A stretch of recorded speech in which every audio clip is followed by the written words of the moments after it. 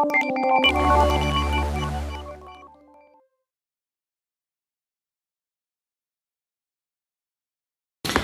assalamualaikum warahmatullahi wabarakatuh. Dimanapun sahabat Indonesia berada, salam NKRI garis lucu. Selalu semangat, selalu sukses buat Anda, dan tidak lupa di momen halal bihalal melalui udara ini saya menyatakan selamat Idul Fitri. Mohon maaf lahir batin jika kesontoloyoan saya membuat orang tersinggung, membuat buzzer turun gunung, mendadak menyerang semua gitu ya.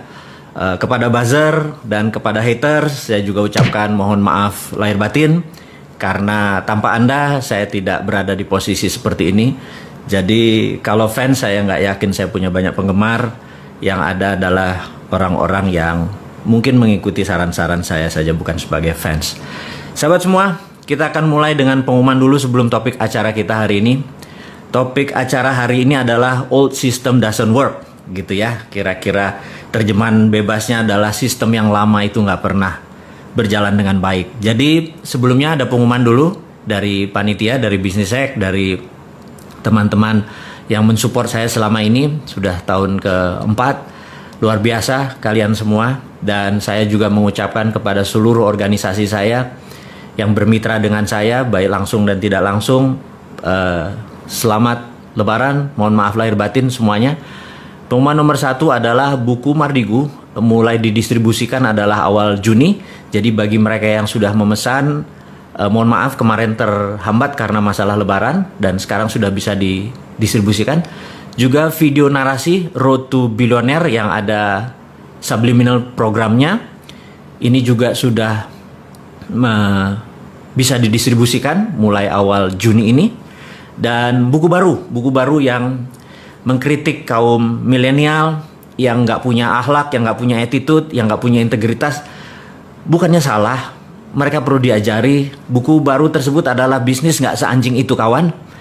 Ini juga sudah siap diterbitkan. Dan saya sebelum Lebaran ada pekerjaan saya diminta oleh beberapa teman, yaitu menulis buku Grand Theft Ferrari.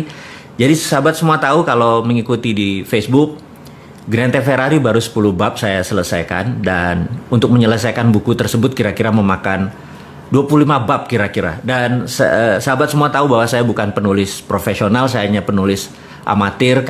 Kalau saya lagi stres, saya ngambil ketikan, saya mengetik dan mencurahkan ekspresi saya ke buku tersebut. Kalau saya ke diary saya dulu sebagai orang kampung ya, teman-teman yang angkatan saya nih, angkatan kolonial ini, kami TV aja masih ada satu TVRI aja gitu ya, dan masih hitam putih.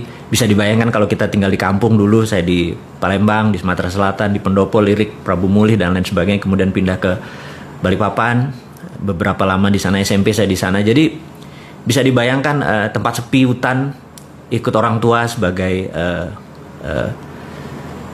ya ekonomi garis bawah lah gitu ya. Maka hiburan yang paling enak adalah saya waktu itu adalah membaca buku dan menulis diary. Jadi itu hiburan saya yang paling banyak. Jadi menulis itu adalah bawaan saya dari kecil, menulis diary. Kemudian di tahun 2009 sahabat saya memperkenalkan saya dengan Facebook. Kemudian disitulah saya menumpahkan diary saya. Tetapi karena ini sifatnya publik, saya tidak menggunakan nama asli atau lokasi asli, tapi peristiwanya asli. Saya twist sedikit aja supaya niat saya cuman suatu hari cicit saya melihat catatan di Facebook, di sosial media, bisa mengetahui bahwa oh kakek gue ini loser ya ternyata, oh kakek gue ini ternyata orangnya nggak pinter dan lain sebagainya, dan apapun itu menjadi catatan sejarah. Jadi saya cuma mengingatkan teman-teman semua, hati-hati dengan sosial media Anda, karena cucu Anda akan melihat gitu ya, kalau nanti mendadak Anda dilihat gitu, wah jemuran belum kering gitu ya, motor belum dicuci gitu ya. Cucu-cucu cicit kita bilang, ya elah kakek gue garing amat hidupnya gitu ya. Jangan sampai kayak gitu. Jadi tolong sosial media dibersihkan, di kata-katanya bagus, penuh pelajaran buat generasi mendatang dan tentunya generasi saat ini. Jadi menulis sekali lagi adalah bentuk ekspresi saya untuk stress relief atau apa ya, writing therapy tersebut. Jadi setiap hari saya menulis, sudah seumur hidup saya. Dan ketika diminta untuk menulis Grand Theft Ferrari melanjutkan, itu sebenarnya setengah memorizing karena peristiwa itu 80% adalah asli. Kemudian saya sadur, kita gunakan bahasa yang lebih populis. Juga beberapa sahabat saya tidak mau namanya ditulis dengan asli atau kejadiannya asli, saya harus edit ulang gitu ya. Terus tapi orang-orangnya ada, sahabat saya semua ada, kisah nyata tersebut. Dan yang menarik adalah ketika kemarin saya dalam perjalanan menuju ada satu sahabat saya untuk makan siang. Saya lagi makan siang, dia mengingatkan, Mas, itu Grand Theft Ferrari kalau bisa punya 3 ending. Saya bilang 3 ending gimana gitu. 3 ending tuh karena saat ini di Netflix, di segala macam itu ending itu bisa diatur. Saya bilang diatur gimana? Jadi endingnya bisa pilih, ada versi A, versi B, versi C. Maksudnya gimana? Jadi versi A happy ending, versi B tragis gitu ya. Terus versi C misalnya bersambung gitu ya. Nah, saya pikir menarik juga, kita bisa memilih endingnya sesuai dengan apa yang kita mau. Saya pikir ini genre baru gitu ya. Bagi saya jadi challenging gitu ya, menulis jadi challenging. Terus di tengah-tengah itu ada sahabat saya bilang, kenapa nggak buat film sekalian? Saya bilang, kenapa harus buat film? Kebetulan dia adalah produser dan sudah 18 film yang dia produserin. Namanya L gitu ya, saya nggak sebut namanya. Gue biayain deh, saya bilang, ntar dulu. Ini genrenya Grand Theft Ferrari itu, bukunya adalah romance, thrill, tegang dan romance gitu ya. Wah, nggak laku tuh katanya kalau model-model begitu, harus lucu. Jadi saya bilang, nah ini ada sahabat semua, ini kita belum masuk topik ya, kita cuman memberikan prolog awal bahwa Grand Theft Ferrari itu menjadi challenging buat saya. Untuk pertama kali dalam hidup saya menulis langsung 2, jadi 1 untuk buku Grand Theft Ferrari yang akan diterbitkan di dalam bentuk cetakan. Yang kedua, saya membuat langsung skrip filmnya, karena skrip film ini bentuknya dialog. Kalau kita menulis dengan novel itu peristiwanya harus kita rinci sehingga seorang bisa ngefeel gitu ya, rincikan momennya, situasinya, ketegangannya dan lain sebagainya. Tapi kalau membuat skrip film itu bukan sekedar menulis peristiwanya di mana, tapi juga kita membuat dialognya, karena banyak dialog. Jadi saya menulis langsung 2, jadi belum pernah dalam sejarah hidup saya menulis langsung 2, jadi dipakai 2 komputer. Yang satu saya menulis tentang Grand Theft Ferrari yang thrill, yang tegang dengan romance. Di sebelahnya adalah skrip film yang komedi romantik gitu. Jadi saya harus ketawa, saya harus lucu, saya harus romance, di sini saya harus romance tapi tegang gitu ya. Jadi saya menjadi punya kayak orang split personality gitu. Tapi ini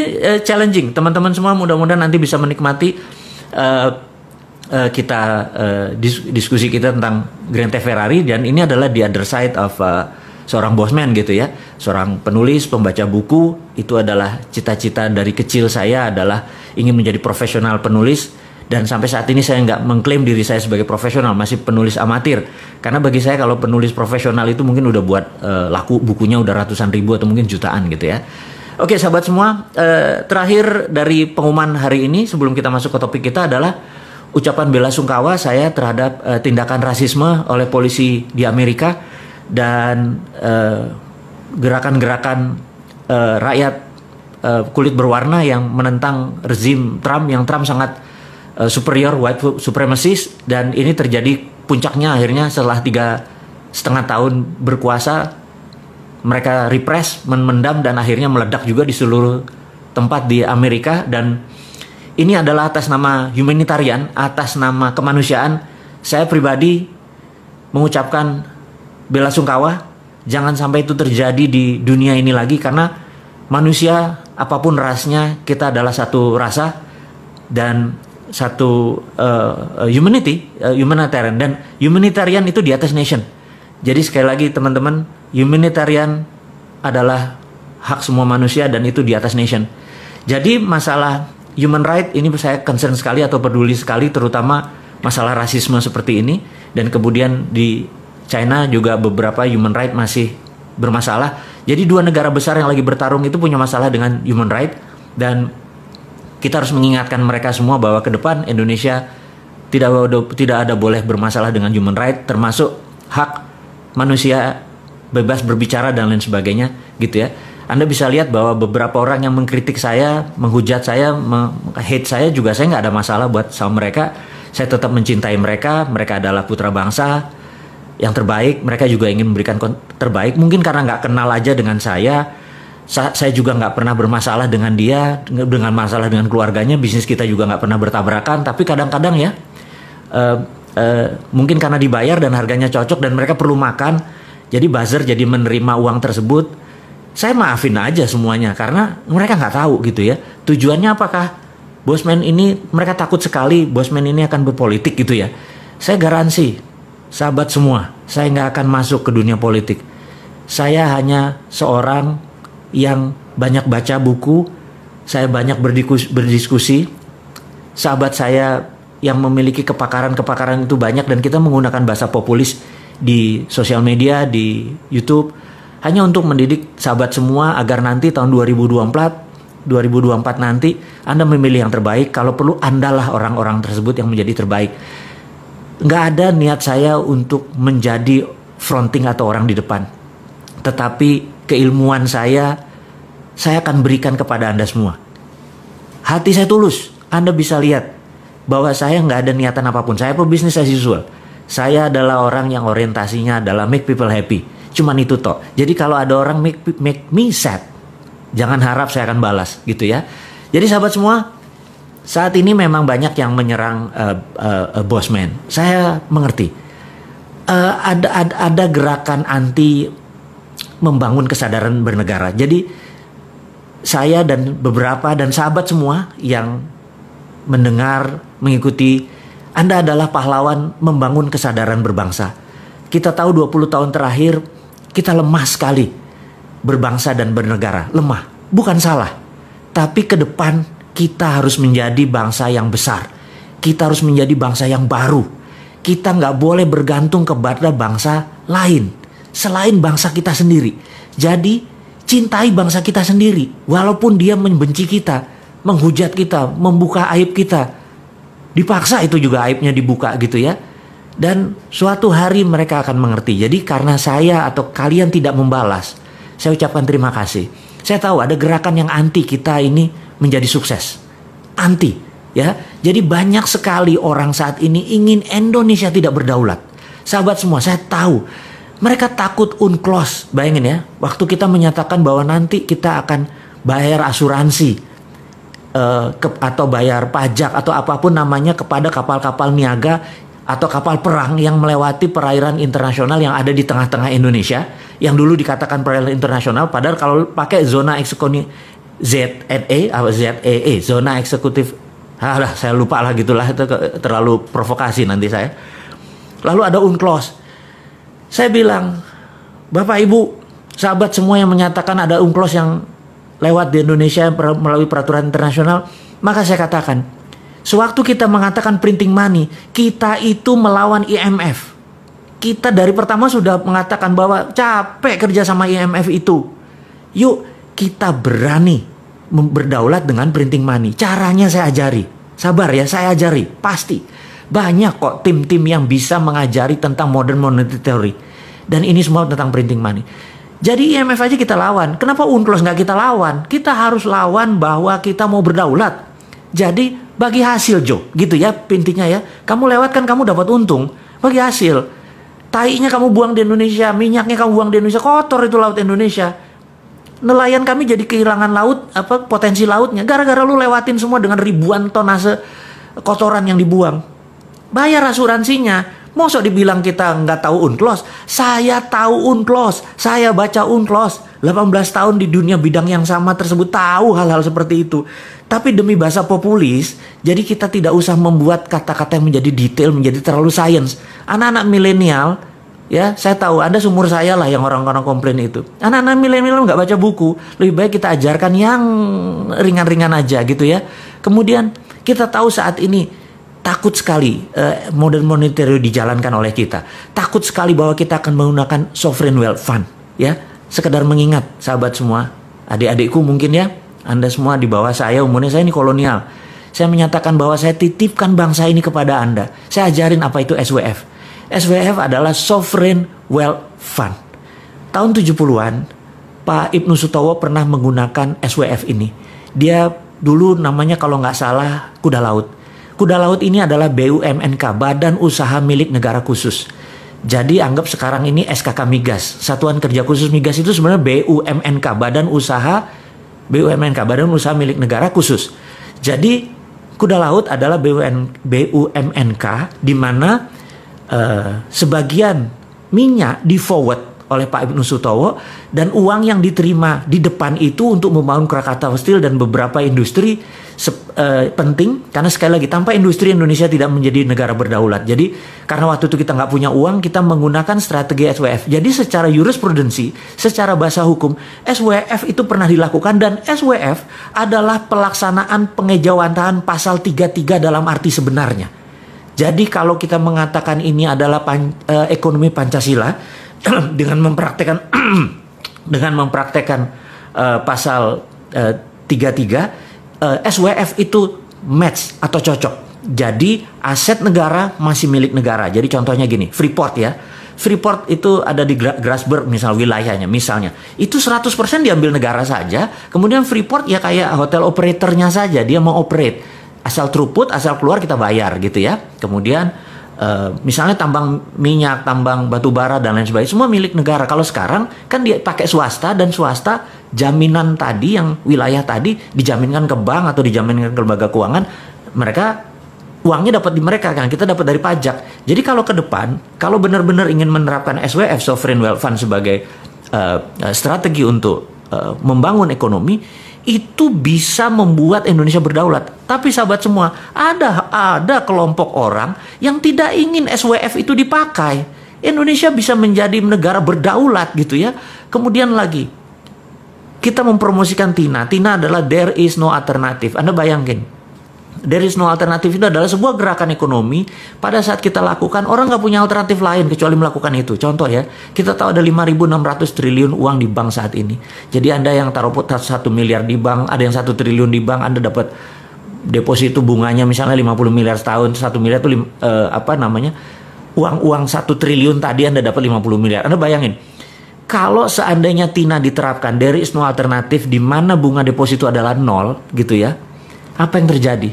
Anda yang biasanya punya 1 miliar setahun, 50 miliar setahun, karena uang Anda banyak sekali, saya nggak tahu dapatnya dari mana, mendadak Anda nggak dapat income. Apa yang Anda lakukan? There is no alternative. Nah, karena itu nggak ada alternatif lain, uang itu keluar. Setengahnya mungkin keluar, dan langsung menjadi sektor-sektor real. Langsung menjadi bantu UKM, bantu tanah, langsung dia berusaha, dan itu ekonomi muter dalam seketika. Jadi sahabat semua, itu adalah TINA. Dan ada satu hal lagi yang membuat saya sejak tahun 99 begitu IMF berdaulat, sekali lagi ya, saya ini bukan melawan IMF, saya hanya men-challenge IMF supaya kita bisa menjadi negara berdaulat. Salah satunya adalah sistem perbankan ini saat ini adalah aset based loan. Aduh, maaf ya saya sahabat semua kalau saya ngomong kecepatan saking semangatnya gitu ya. Kalau ketemu Anda semua tuh saya tuh rasanya alive gitu, karena hidup saya adalah untuk Anda semua gitu ya. Nah, ada namanya aset based loan. Aset based loan ini begini. Kalau Anda pinjam bank atau pinjam apapun, entah bank syariah, entah bank apapun, maka bank akan bertanya, ada jaminan nggak gitu ya. Itu namanya aset based loan. Tapi dulu sebelum tahun 99, kita boleh namanya project based loan. Misalnya Anda adalah tukang las, saya lagi buat pekerjaan di rumah saya untuk ngelas pagar, nilainya 100 juta, itu contoh aja gitu ya. Kemudian dengan kontrak saya ini Anda datang ke lembaga keuangan. Lembaga keuangan nggak minta aset, tetapi melihat, oh si bosman ini ada duit nggak? Oh ada tuh, dia sedikit tuh, kalau 100 juta aja berarti ini bagus gitu ya. Apa yang dilakukan? Dia membiayai berdasarkan kontrak. Jadi namanya project based loan. Nggak minta aset dia.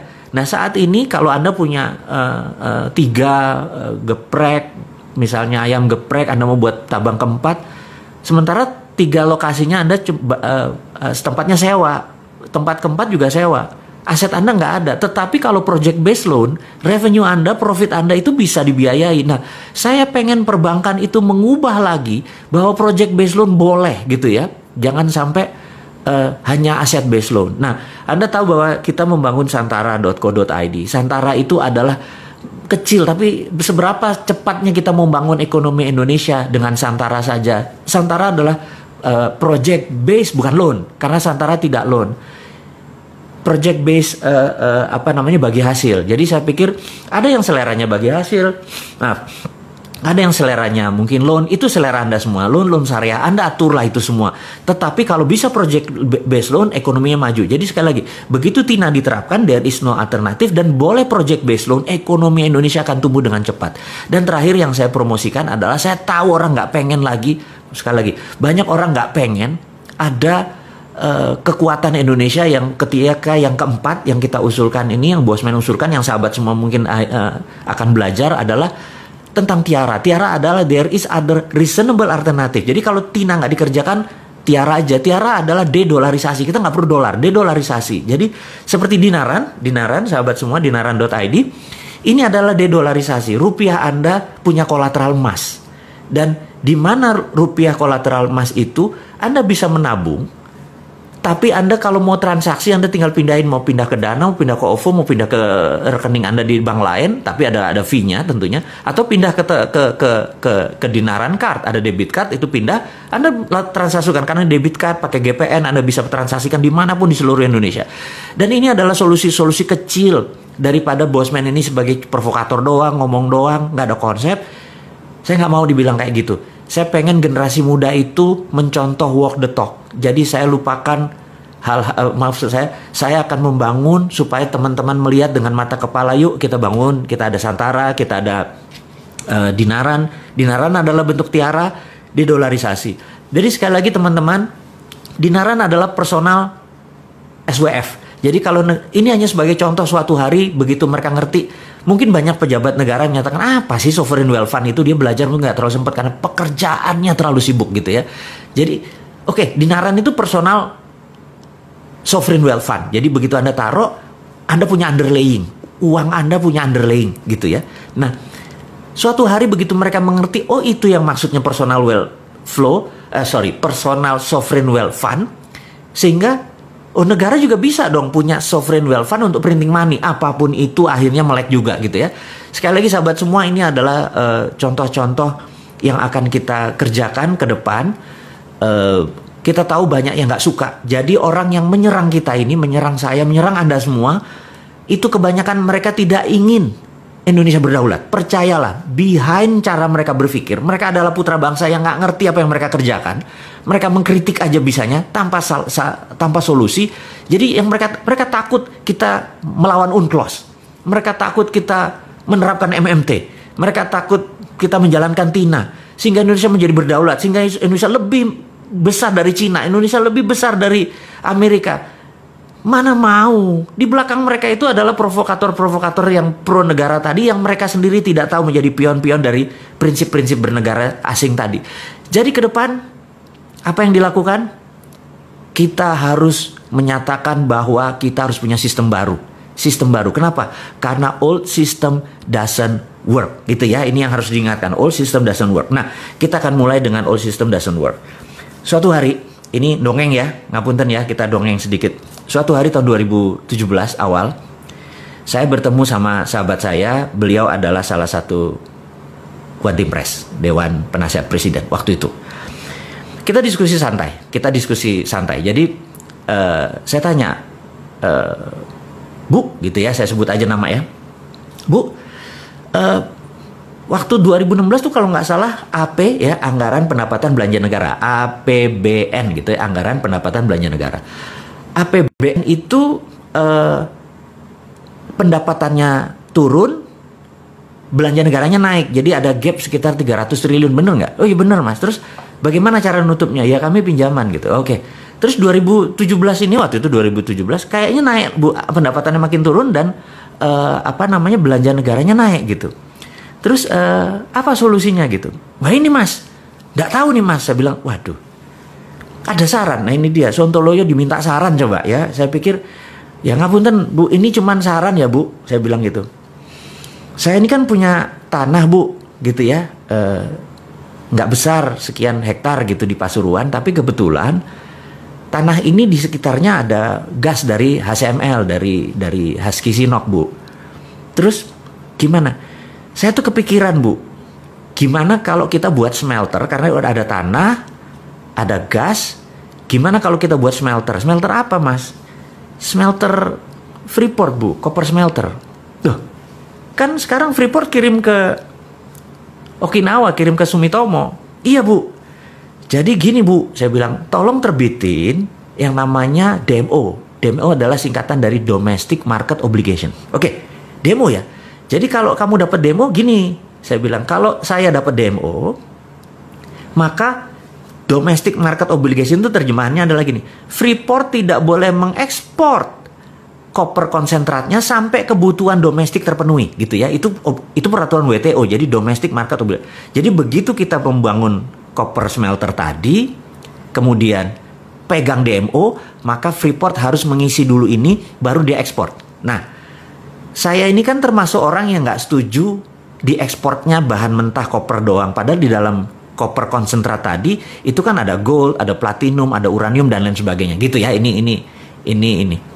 Nah, kemudian apa yang dilakukan oleh DMO ini? Jadi dengan adanya DMO, Bu, saya bilang gitu ya, dengan adanya Domestic Market Obligation, saya bisa nyari pinjaman. Modalnya berapa? $2 billion. Mas punya 2 billion? Punya, Bu. Wah, ini kan agak gila. Punya 2 billion gimana caranya gitu? Gini, Bu.